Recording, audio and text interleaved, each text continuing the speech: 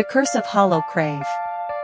In the sultry, mosquito-thick heat of a Louisiana summer, where the bayou whispered secrets older than the gnarled cypress trees, a young woman named Tessa lived in a world of shadows. Tessa, barely 21, was a college student in New Orleans, her life a veneer of normalcy, classes, coffee shops, and late-night study sessions. But beneath her polished exterior burned a hunger, a relentless craving that gnawed at her soul, pulling her deeper into a darkness she could neither name nor escape. It started innocently enough. Tessa met Nate, a quiet, hard-working guy from her university, at a campus talent show. His shy smile and earnest eyes drew her in, and soon they were texting late into the night, their messages buzzing through the ether like fireflies. By her birthday, their connection had deepened, and in the glow of flickering candles and cheap wine, they gave in to the pull of desire. That first night in a dingy motel room, with its buzzing neon sign and musty sheets, Tessa felt a rush like nothing before, a wild, intoxicating thrill that left her trembling. But it wasn't enough. It was never enough. Tessa's hunger grew, a beast inside her that demanded more. Nate, sweet as he was, couldn't keep up. His weekend visits, constrained by his job waiting tables, left her restless, pacing her cramped apartment, her mind consumed by thoughts of flesh and heat. She tried to distract herself, burying her nose in textbooks, but the craving clawed at her, relentless. She turned to illicit websites, shadowy corners of the internet where she found videos and toys to sate her need, but they were hollow substitutes, leaving her emptier still. One humid afternoon, over iced coffee in a French Quarter cafe, Tessa confided in her friend Phoebe, a sharp-eyed girl with a knowing smirk. "I don't know what's wrong with me," Tessa whispered, her voice barely audible over the clink of cups. "It's like I'm obsessed. I can't stop thinking about it. Am I broken?" Phoebe leaned in, her eyes glinting. "You're not broken, Tess. You're just awake. More awake than most." She spoke of a secret group, a network of people like Tessa, those whose desires burned brighter than reason could contain. "We meet, we connect, we satisfy each other. No strings, no names. Just release." Phoebe's words were a siren's call, and Tessa, caught in the undertow, agreed to join. That night, in a dimly lit bar tucked away in a forgotten alley, Tessa stepped into a world of shadows and whispers. The group was a mix of strangers, well-dressed, polished, but with eyes that gleamed with the same hunger she felt. They drew lots, pairing off like specters in a dance. Tessa's match was a man named Victor, tall and rugged, with a voice that slithered into her veins. In a nearby motel, under the flicker of a dying fluorescent bulb, they surrendered to the night. Victor was different from Nate, wilder, rougher, his touch a storm that drowned out her thoughts. For the first time, Tessa felt sated, but the relief was fleeting. Weeks blurred into months. Tessa dug deeper into the group, each encounter feeding her addiction but leaving her more hollow. She drifted from Nate, dodging his calls, weaving lies about late-night study groups. But something else began to haunt her.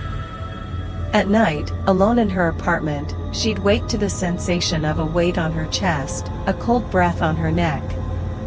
In the corner of her room, a small figure stood, a child, no older than 6, its body twisted and broken, one arm missing, blood dripping from its jagged stump. Its eyes, black and unblinking, bored into her, and its tiny hand reached out, clawing at her feet. Tessa would scream, bolting upright, only to find her room empty, her toes icy and numb. She told herself it was stress, guilt over abandoning Nate. But the child returned, night after night, its presence growing heavier, its touch colder. Then came the dreams, vivid, terrifying visions of a man, not Nate, climbing onto her bed, his hands rough and possessive, leaving her breathless and bruised. Each time, she'd wake to find her sheets soaked in a black, oily sludge that reeked of decay. Her body ached, as if the dreams had clawed their way into reality.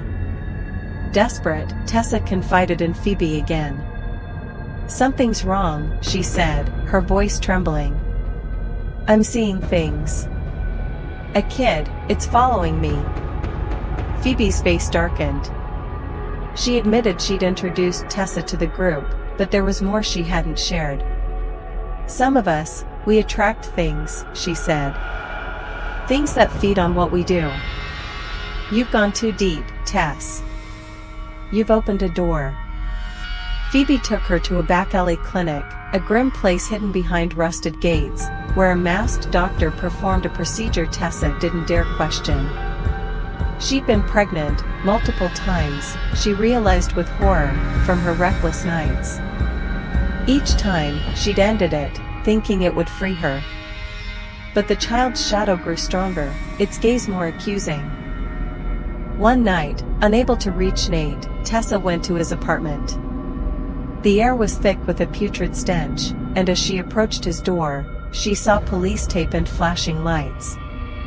Inside, Nate's body lay on the floor, bloated and blackened, a rope still dangling from the bathroom rafter. He'd been dead for weeks. In his belongings, the police found a video, a grainy recording of Tessa and a man named Travis, one of her partners from the group. Travis, it turned out, was Nate's friend, a cruel betrayer who'd sent the footage to shatter him. Tessa fled to her mother's sprawling estate in the Bayou, hoping distance would silence the horrors. But the child followed, its broken form lurking in the reeds, its whispers echoing in the wind. Worse, Nate's ghost appeared, his face melting, his eyes bleeding black tears. "Why did you betray me?" he rasped, his voice a knife in her chest.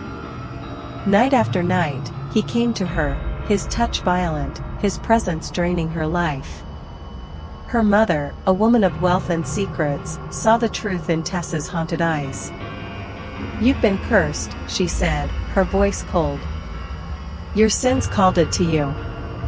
She summoned a local priest, Father Silas, a man steeped in the old ways of the Bayou. In a shack lit by flickering candles, he revealed the truth. Tessa's unchecked desires had drawn a spirit, a vengeful entity born from the lives she'd ended. It wore the face of a child, but it was no innocent. It fed on her guilt, her shame, and it wouldn't stop until it claimed her entirely. As Father Silas prepared a ritual to banish the spirit, Tessa sat trembling, the child's eyes watching from the shadows, Nate's voice whispering in her ear. The air grew thick, the candle sputtered, and the shack seemed to pulse with a life of its own. Would the ritual save her, or had she fallen too far into the abyss? The air in Father Silas's shack hung heavy with the scent of burning sage and candle wax, the flickering flames casting jagged shadows on the rough-hewn walls. Tessa sat in the center of the room, her knees pulled tight against her chest, her eyes darting to the corners where the darkness seemed to writhe.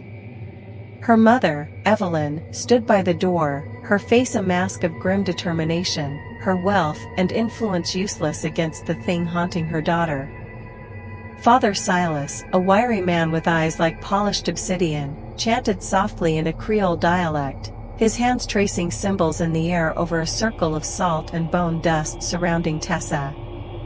The ritual had begun at midnight, under a moonless sky that pressed down on the bayou like a suffocating shroud. Father Silas had warned them, the entity clinging to Tessa was no mere ghost. It was a Maudit, a cursed spirit born from her sins, fed by the blood of the unborn and the despair of a betrayed heart. "It knows you, Tessa," he'd said, his voice low and gravelly. "It's woven itself into your soul. Breaking it won't be easy." Tessa's breath hitched as she clutched the amulet Silas had given her, a crude iron cross wrapped in black thread, soaked in holy water and herbs she couldn't name. The child's shadow had followed her here, lurking just beyond the candlelight, its broken form flickering in and out of sight. Sometimes it was alone, sometimes it wore Nate's face, his bleeding eyes accusing her, his voice whispering, "Why did you betray me?" The shack's walls creaked under an unseen weight, and the air grew colder, heavier, as if the bayou itself were holding its breath. Silas sprinkled a handful of grave dirt into a brass bowl, muttering prayers to saints Tessa had never heard of. He lit a match, and the dirt ignited with a hiss, sending up a plume of acrid smoke. "This spirit feeds on your guilt," he said, his gaze piercing Tessa. "You must face it, confess it, or it'll never let go." Tessa's throat tightened. Confess? How could she confess the depths of her shame, the nights spent chasing hollow thrills, the lives she'd ended, the love she'd shattered? She glanced at her mother, expecting judgment, but Evelyn's eyes were soft, almost broken. "Just tell him, Tessa," she said. "We're running out of time." The candles flickered violently, and a low, guttural moan filled the shack, like the growl of a beast prowling just outside. The child appeared in the corner, its one good arm clawing at the air, its mouth stretched in a silent scream. Tessa's heart pounded as she stammered, I let myself go too far. I betrayed Nate. I ended lives that never got a chance. I thought I could control it, but I couldn't. I'm sorry. I'm so sorry."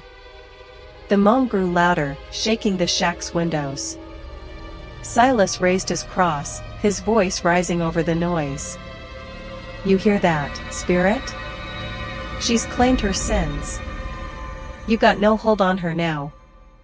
He tossed a vial of murky liquid, rum mixed with alligator blood, he'd said, into the bowl, and the flames roared, casting grotesque shadows. The child's form twisted, its body elongating, its face morphing into something neither human nor child, a grotesque amalgamation of Tessa's victims, their eyes hollow, their mouths dripping black ichor. Evelyn gasped, clutching the doorframe, but Silas pressed on, chanting louder, his hands trembling as he sprinkled more dirt into the fire. The entity lunged, its claws slashing through the salt circle, but Silas's voice held firm, commanding it to retreat. Tessa screamed, the amulet burning hot against her skin, as the entity's icy fingers grazed her ankle, leaving a trail of frostbitten flesh. Suddenly, the shack's door burst open, and a gust of swamp air snuffed out half the candles. A figure stood in the doorway, Travis, the man who'd betrayed Tessa and Nate, his face pale and haggard, his eyes wild with fear. "You thought you could run?" he snarled, stepping inside, a strange, rune-carved dagger in his hand. "You thought your mama's money could protect you?" Evelyn moved like lightning, pulling a pistol from her purse, but Travis was faster, knocking it from her hand with a swipe of his blade. "I didn't mean for Nate to die," he said, his voice cracking. "But you brought this curse, Tessa. I saw it in you, the darkness. I recorded it to warn him, but he couldn't handle it. And now it's after me too." Silas's eyes narrowed. "You fool," he spat. "You fed the Loa with your betrayal. It's stronger because of you."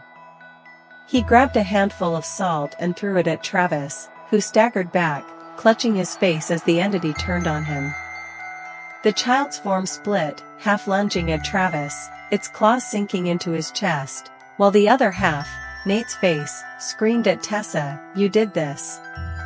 Tessa's amulet glowed red-hot, and Silas shouted, "Now, Tessa. Reject it. Cast it out."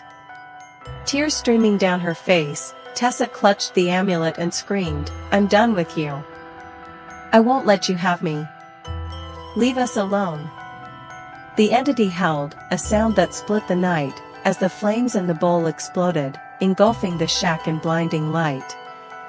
When the light faded, the entity was gone. Travis lay crumpled on the floor, blood seeping from wounds no one could explain.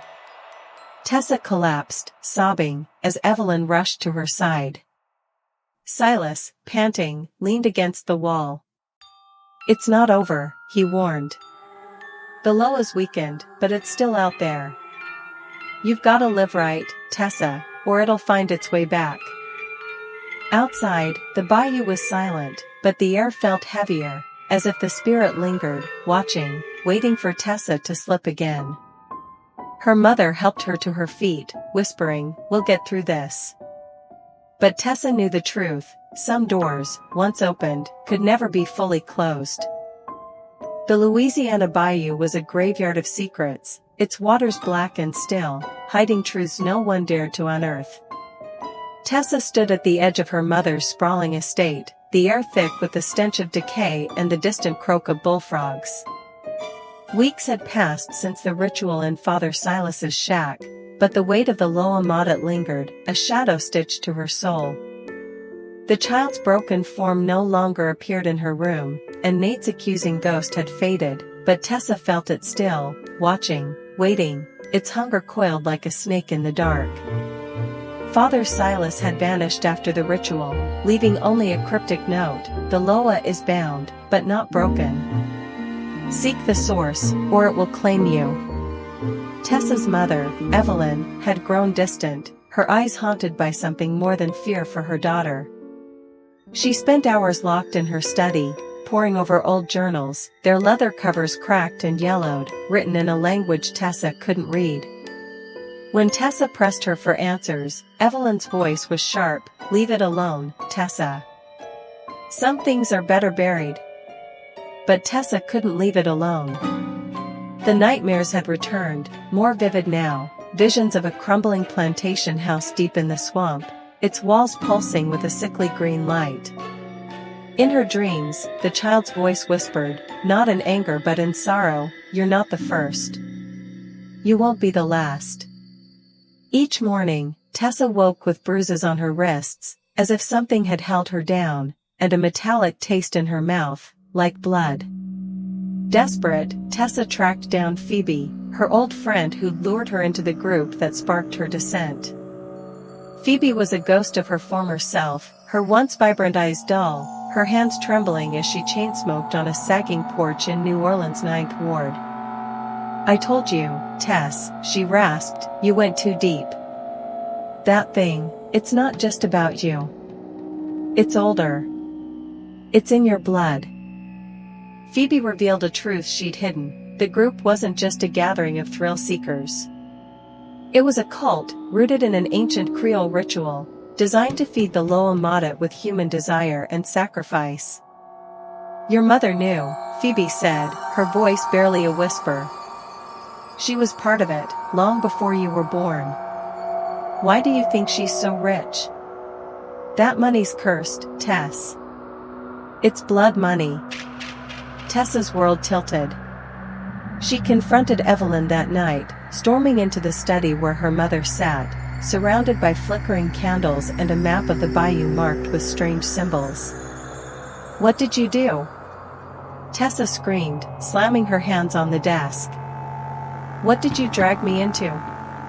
Evelyn's face crumpled, and for the first time, Tessa saw fear in her mother's eyes.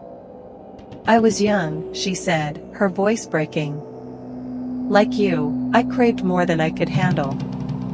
I made a pact with the Loa, offered it, things, to secure our family's wealth. It gave me everything, money, power, but it demanded a price. It always does." The Maudit, Evelyn explained, was a spirit of vengeance, bound to their bloodline by a deal struck generations ago.